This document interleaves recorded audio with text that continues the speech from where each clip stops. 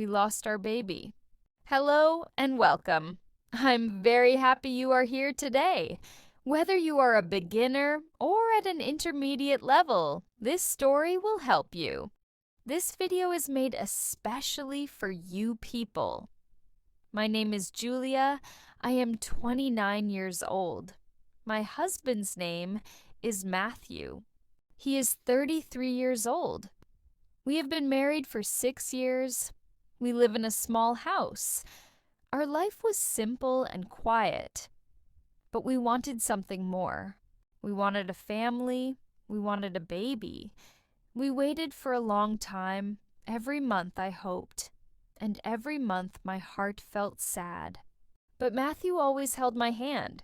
He always said, "It will happen, Julia. Our time will come." Then one day it did. I felt different. I felt something inside me. I took a test. I waited. My hands were shaking. I saw 2 lines. I was pregnant.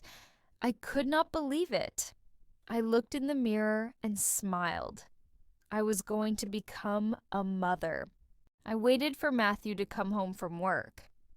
I put the test in a small box. When he walked in the door, I gave it to him. He looked confused. He opened the box.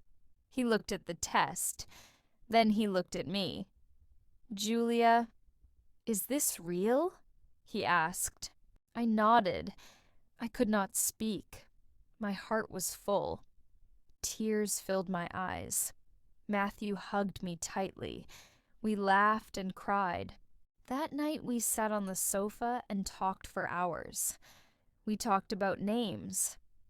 We talked about the future. We were so happy. The next few weeks I felt a new kind of love. A love for someone I had never met. I talked to my baby all the time. I would put my hand on my belly and say, "Hello, my love. I am your mommy, your daddy, and I love you so much." Matthew would come and put his hand next to mine. We told our parents. My mother cried. She hugged me and said, "You will be a wonderful mother, Julia." Everyone was happy for us. We had a small room in our house. My husband and I decided to make it our baby's room. We painted the room. We bought a white rug. We bought a beautiful yellow cradle. The room was ready. It was waiting. The weeks passed. My belly grew. I could feel the baby move. Matthew would press his ear to my stomach. He would wait. Then he would smile. "I felt it," he would say. "I felt our baby." We went to the doctor for our checkups. The doctor listened to the baby's heartbeat. The doctor smiled and said, "Your baby is very healthy." We were so relieved. Our next appointment was a special one. We were going to see if it was a boy or a girl. We did not care. We just wanted to see our child. I was so happy. I could not sleep the night before. We went to the doctor's office. I lay down on the table. Matthew held my hand. The doctor was quiet. My heart began to beat fast. Something was wrong. I looked at Matthew. His face was pale. He was looking at the doctor. The doctor's face was sad. She was not smiling anymore. She turned to us. She took a deep breath. Then she spoke. "I'm so sorry, Julia Matthew. There is no heartbeat." I froze. "No heartbeat? Maybe the machine is broken. Please check again." She checked again. Matthew held my hand. The doctor finally looked at me. Her eyes were sad. "The baby is gone, Julia. I am so sorry." My world stopped. My heart stopped beating. I couldn't breathe. I don't remember much about leaving the hospital. I remember Matthew drove. I looked out the window, but I saw nothing. My mind was empty. My body was empty. My heart was empty. We were going home, but our home was not a happy place anymore. When we walked through the front door, Matthew held me. I began to cry. I cried for my baby. I cried because I did not know how to live after this. And then I saw it. The door to the baby's room was open. The empty cradle, I couldn't breathe. I turned away. I could not look at it. The cradle was empty, and it would stay empty. "Close the door, Matthew," I said. "Please close the door." He went and closed the door. The days after that were a blur. I stayed in bed all day. My heart felt heavy. Matthew was a good husband. He brought me food. He sat with me. He held my hand when I cried. He was broken too, but he was trying to be strong for me. Our parents came. They were so sad. People called. They said, "I'm sorry for your loss." They said, "You are young. You can try again." I know they wanted to help, but their words hurt. Try again. How could I try again? I didn't want another baby. I wanted my baby, the baby I loved, the baby I lost. Weeks turned into months. I began to get out of bed. I began to eat. I even smiled sometimes, but it was a sad smile. I saw mothers with their babies in the park. I saw pregnant women in the grocery store. I felt so alone. Matthew went back to work. He tried to make our life normal again. We watched movies. We ate dinner together. But there was always a sadness between us. He was grieving too, but in a different way. He was quiet. He kept his pain inside. One evening, I was in the kitchen washing dishes. I looked out of the window at our garden. It was messy. The flowers were dying, and I began to cry. Matthew came in. He didn't say anything.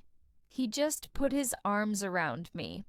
"I miss our baby so much, Matthew," I said.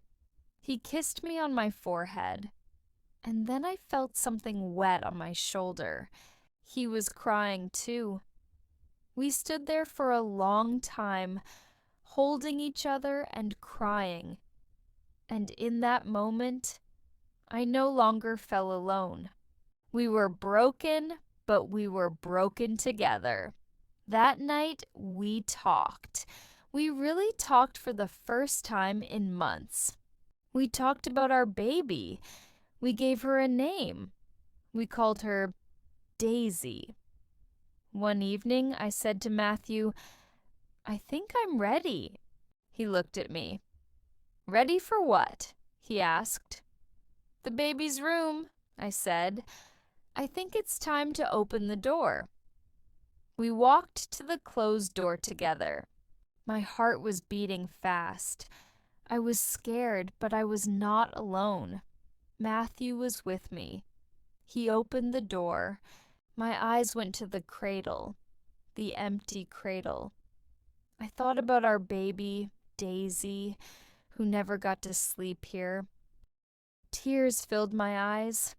We stood in the room for a long time. We didn't know what to do.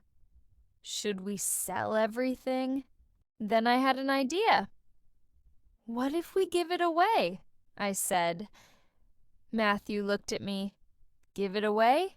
he asked. "Yes," I said. "All of it. The cradle, the clothes, the toys. What if we give them to a family who needs them? A family who is waiting for their baby?" Matthew was quiet for a moment. Then he smiled and said, "That's a wonderful idea, Julia." And that's what we did. It was not easy. We found a charity that helped mothers who didn't have much money. The woman who ran the charity was so grateful. She said, You have no idea how much this will help someone. The cradle was left. We decided to give it to a young couple we knew from Matthew's work. They were expecting their first baby. They were very happy, but also very worried about money. We took the cradle to their small apartment. The young woman's eyes filled with tears when she saw it. "It's beautiful," she said. "We could never afford something like this. Life is different now. Maybe one day our house will be full with the sound of children. Maybe it won't. But I know that we will be okay. Matthew and I are stronger together. Our love is deeper. Our loss did not break us. If you are going through a hard time, please remember this. It is okay to be sad. It is okay to cry. It is okay to heal slowly. Your heart is stronger than you think. You can find the sunshine again. You just have to keep going one day at a time." How did you like this story? Please share your thoughts in the comments. Don't forget to share with your friends. Thank you.